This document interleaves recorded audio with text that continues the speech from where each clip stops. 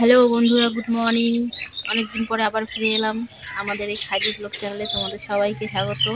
তো দেখো আজকে সকালবেলা কোথায় খাচ্ছে ওরা দুই বোন মিলে, ঘরের বাইরে বসে ভাত খাচ্ছে।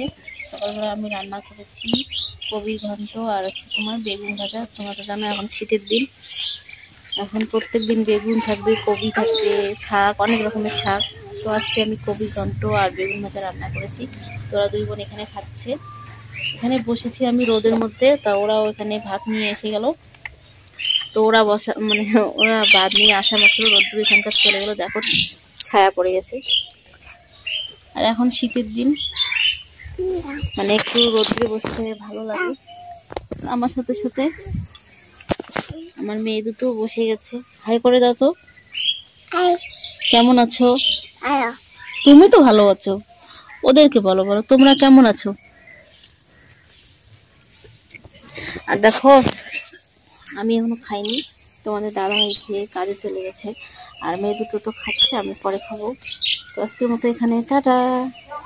আবার ফিরে এসেছি নতুন একটা ব্লগ নিয়ে খুব তাড়াতাড়ি।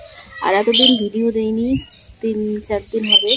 আমার একটু শরীরটা খারাপ ছিল তাই দেওয়া হয়নি, আবার আগের মতো করে দেবো।